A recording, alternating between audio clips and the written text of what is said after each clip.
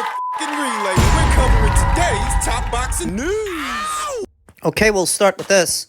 Another look at MVP's most recent signings, their recent signees. In my previous video, we talked about their acquisition of unified super bantamweight champion Ellie Scottney. Now we're going to talk about their acquisition of unbeaten Jennifer Miranda. A curious signing because Jennifer Miranda is already en route to challenge Alicia Baumgartner at super featherweight for the undisputed crown in a fight I don't favor Jennifer Miranda to win. Put simply, I think Alicia is going to beat her, and it is possible that Alicia knocks her out.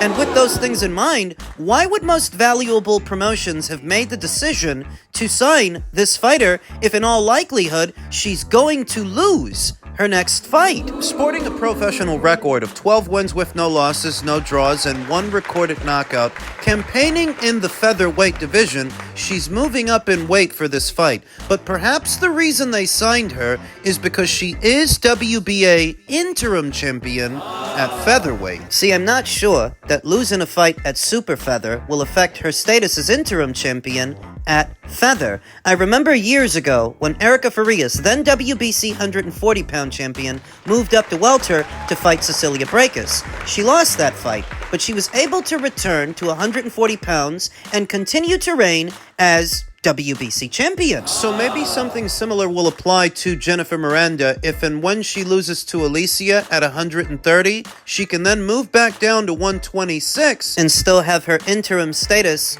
intact. She's the fighter in a pole position to become WBA champion should the WBA title go vacant, and I anticipate it might in the near future. Amanda Serrano's the full champion, but we all know Amanda's about to fight Katie for the 3rd time at 140 pounds. It just doesn't seem likely that she's going to drop all the way back down to 126. She's likely going to drop the title. If and when she does, if Jennifer Miranda is still interim champion, it may go to her, and that might be the reason MVP signed her, because she's still part of the next wave of featherweight champions. We know that recently the WBC title changed hands from Sky Nicholson over to Tiara Brown. I'm a little bit surprised they didn't pick up Tiara. Maybe it's because Tiara's got something going on with OTX.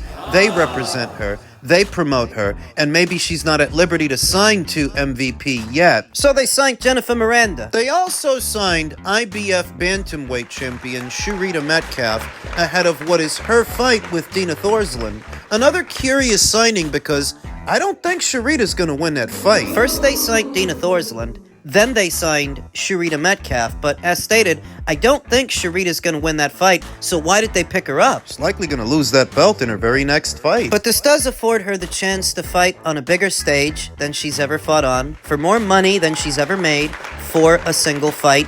Beyond that fight with Dina, that I think she's going to lose, I don't exactly know what use they might have for her. Forgive me if I'm curt, but this is a business, and signing Sharita Metcalf was a business decision, and it's not quite clear to me what do they do with Sharita if she loses to Dina. It's not the same situation as Jennifer Miranda. If Jennifer loses to Alicia, she's still of some value as a featherweight. If Sharita loses to Dina, I don't really know what they're going to do with her. In any event, I'm happy for her that this opportunity came around because she's getting up there in age, and she hasn't had very many chances to fight on big stages for big money. So this represents that opportunity at minimum. And at least for that, I'm happy for her. Elsewhere in the world of boxing, TKO is interested in tweaking the Muhammad Ali Act to award its own belts. There's been a lot of conversations about this, and a lot of people within the boxing sphere that don't like the idea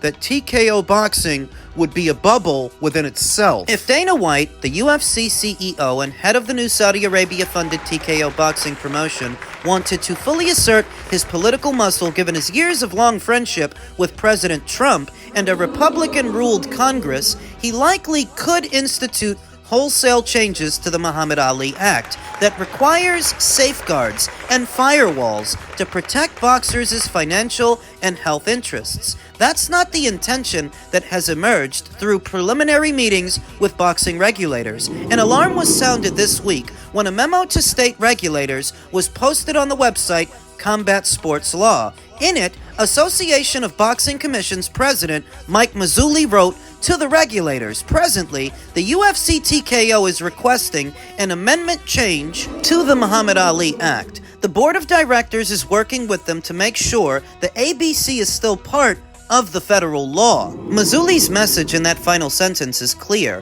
White can likely wrangle up the votes to alter the Muhammad Ali Act however he wants, yet TKO is asking for far less than that for now. The promotion is seeking to function like the UFC model by awarding its own TKO belts to the champions of the limited weight classes once the promotion begins staging bouts. Likely next year. Like the UFC, they want to sign fighters, put them in a league, and provide belts to them, said an official who's been briefed on TKO's position but is unauthorized to speak publicly on the matter because of the preliminary nature of the talks. White's former boss, ex-UFC owner Lorenzo Fertitta, adopted a philosophy of running to regulation after mixed martial arts was panned in its formative years by the late Senator John McCain as human cockfighting. He didn't like it. The UFC was first regulated by the commissions in Nevada, New Jersey, and Mazzulli's Mohegan Sun Tribe portion of Connecticut. In a diligent national effort to communicate and meet regulator concerns and requests led by former Nevada Athletic Commission head Mark Ratner, the UFC won state-by-state approval, finally appearing in New York for a 2016 debut after a powerful culinary union that protested Fertitta's non-union employment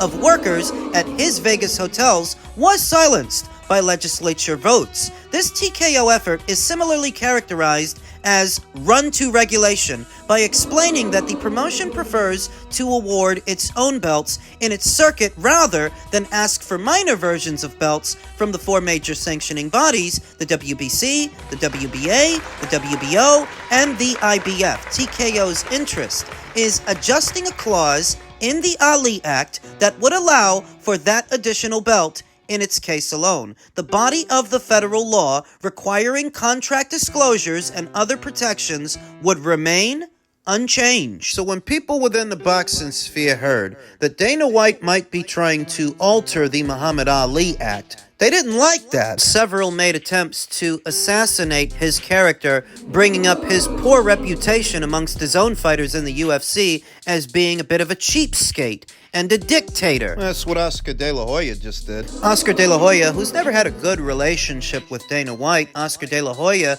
who ripped into Dana White's boxing credentials and called him a terrible person.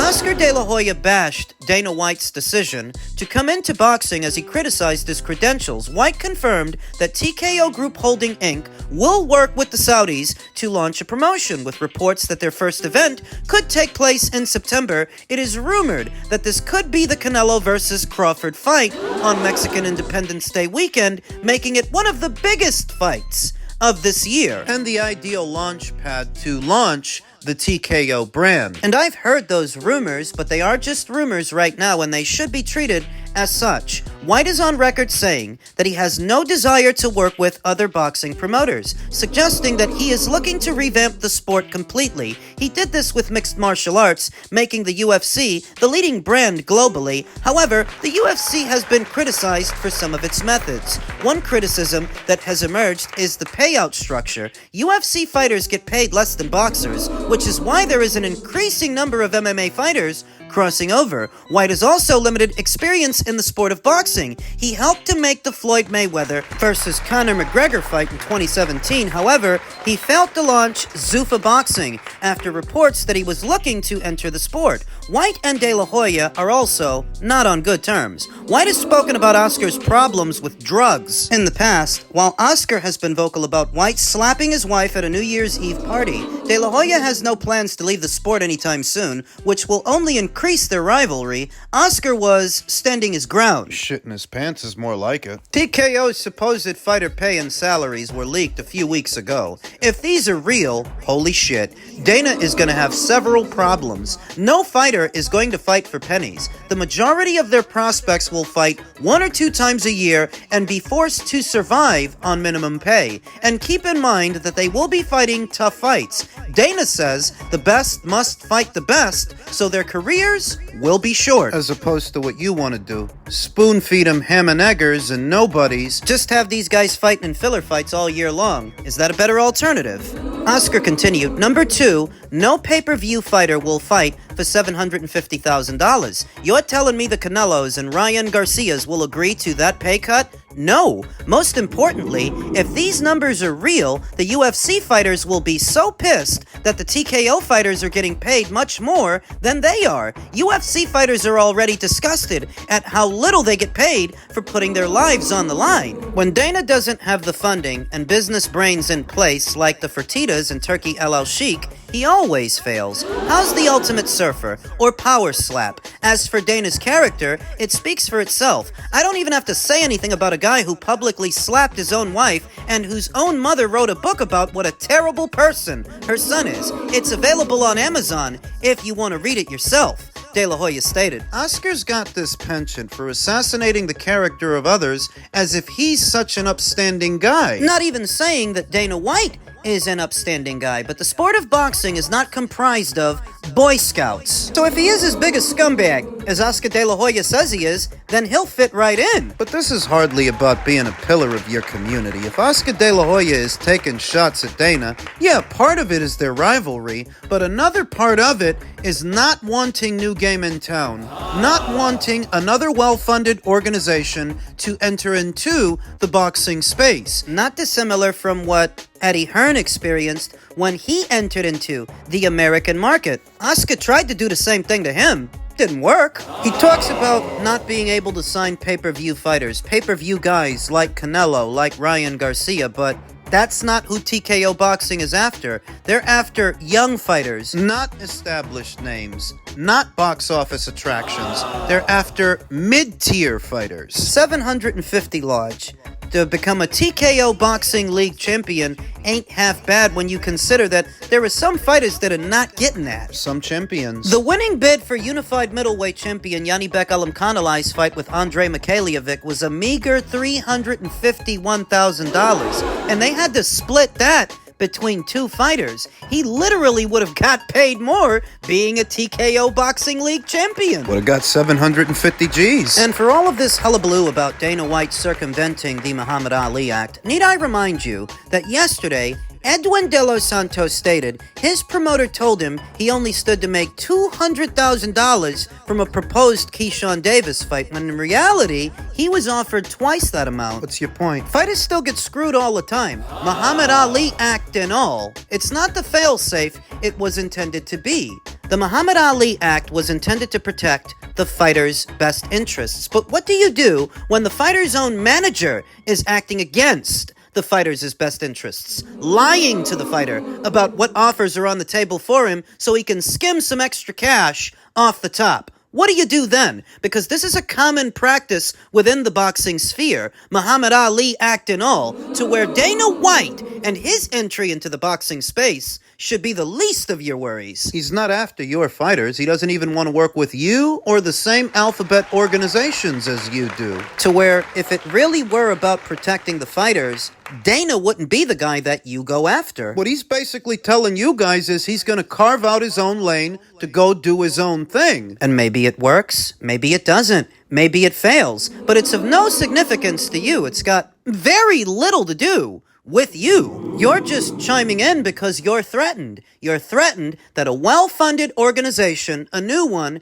is working its way into the boxing space, resorting to personal attacks in order to assassinate the character of Dana White, as if your reputation is squeaky clean. Where you have this and that to say about him, Canelo has this and that to say about you. He said you're a thief. He said you steal from the fighters. And he's not the only one that said that. Juan Manuel Marquez said that. Shane Mosley said that. So this is just another instance of another guy in the sport of boxing throwing stones in a glass house.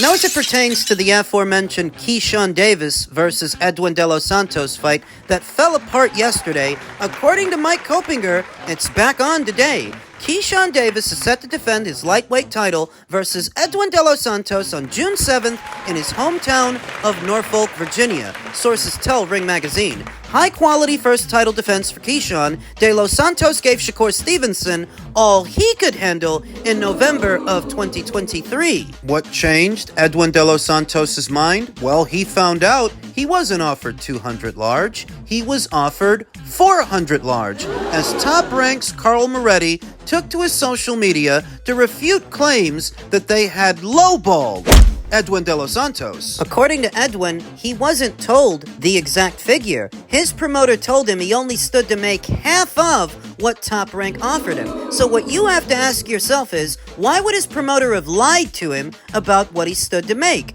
And who promotes Edwin? Samson Lukowicz. This is why I laugh whenever people bring up Dana White circumventing the Muhammad Ali Act when stuff like this is going on. And everybody in boxing knows about it, that even though a manager, ideally, is supposed to act on the fighter's behalf, for the fighter's best interests, a lot of the time, the managers are screwing over the fighters. A lot of the time, where they're supposed to act as a buffer between the promoter and the fighter, they're working in tandem with the promoter. Sometimes against the fighter's best wishes. Best interests. Backdoor deals are a dime a dozen in the sport of boxing. So why would Samson Lukowicz have lied to Edwin De Los Santos about what he stood to make for that fight, knowing that Edwin needs a fight? He needs a payday. He hasn't fought in over a year. And opportunities like this one don't always come around. I'm sorry to say that Edwin's not the kind of guy who's going to go on to become a big hit, a box office attraction, a pay-per-view star. Everybody can't be that, but you at least want to get paid while you can. If Edwin's promoter would have had it his way, Edwin would have walked away from this opportunity, not even knowing what he stood to make from it, to do what? Sit on the shelf a while longer? Collecting dust? Now, I still have Keyshawn Davis winning the fight, and winning the fight by way of knockout. Yet another narrative falls by the wayside, because you actually had people claiming that Keyshawn Davis ducked Edwin De Los Santos, that he lowballed Edwin De Los Santos. Well, not according to Edwin. $400,000 is enough to do the fight. And just like that, it's back on, and just like that, another narrative falls by the wayside. I've got Keyshawn Davis by way of knockout in Norfolk in June.